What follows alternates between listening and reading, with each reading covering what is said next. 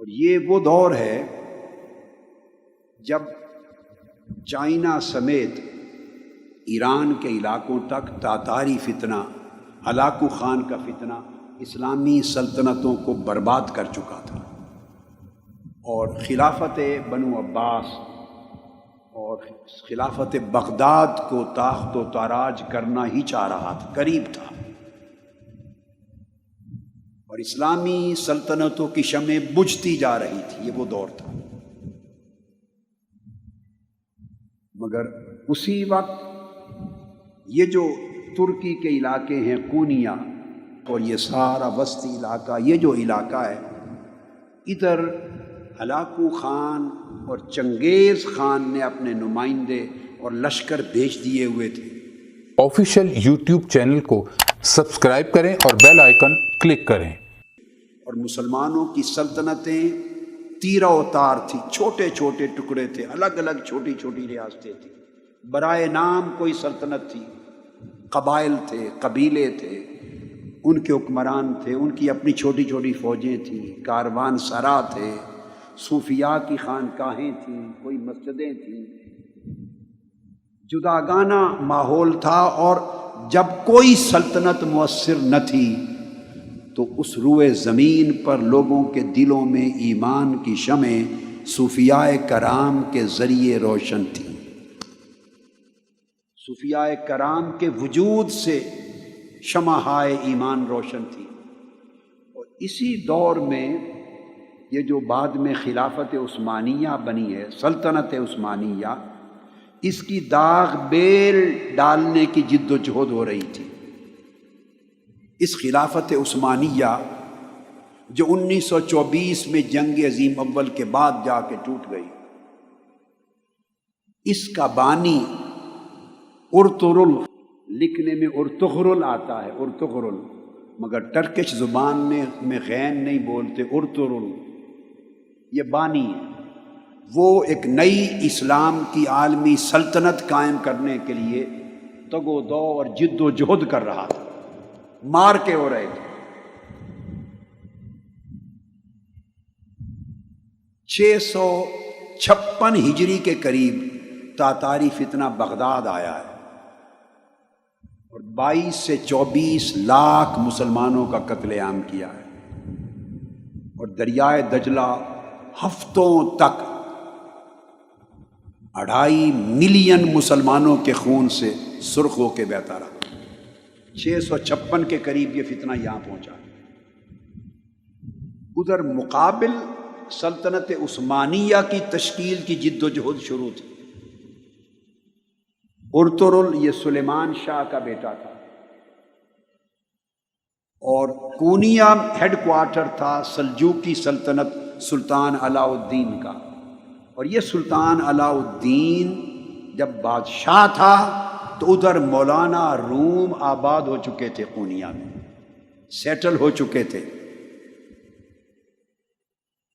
یہ جو سلطان علاء الدین تھا سلجوقی، اس کی بھتیجی حلیمہ سلطان، اس کی شادی ہوئی ارطغرل سے، جس کو اردو میں لکھتے ہوئے ارطغرل بولتے، ارطغرل سے ہوئی۔ اس کے 3 بیٹے ہوئے، اس کا چھوٹا بیٹا، اس کا نام تھا عثمان۔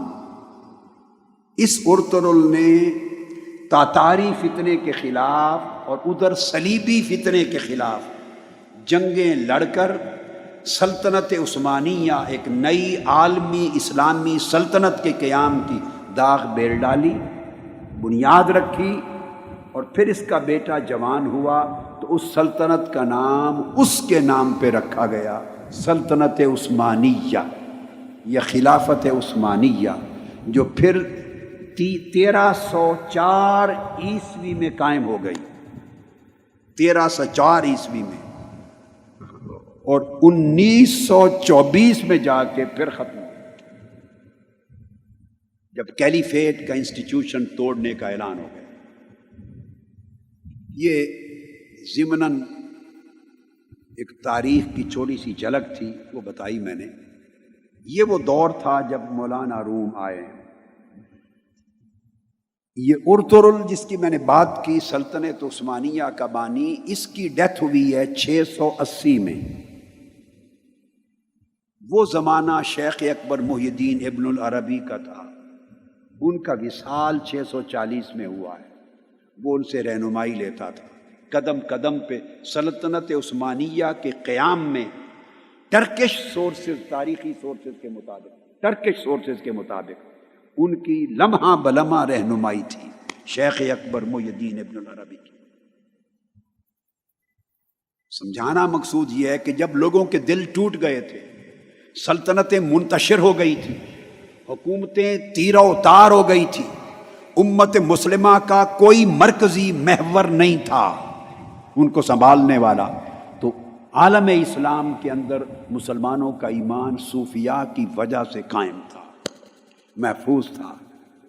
یہ وہ دور ہے جس میں مولانا روم بھی آئے ہیں، اور سلطان شمس تبریز جب وہ کونیا پہنچے تو 642 ہجری میں مولانا روم فقر کی مسند پہ جانشین ہوئے۔ مولانا روم کی وفات 672 ہجری میں ہوئی اور پیدائش 604 میں ہوئی، 604 ہجری میں۔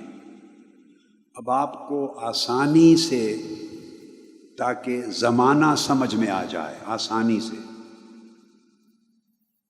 مثال دے دیتا ہوں کہ حضور سیدنا غوث العظم شیخ عبد القادر جیلانی رضی اللہ تعالی عنہ کا وصال مبارک 560 ہجری میں ہوا۔ تو حضور سیدنا غوث العظم رضی اللہ تعالیٰ عنہ کے وصال کے ٹھیک 44 برس کے بعد مولانا روم کی ولادت ہوئی، پیدائش ہوئی۔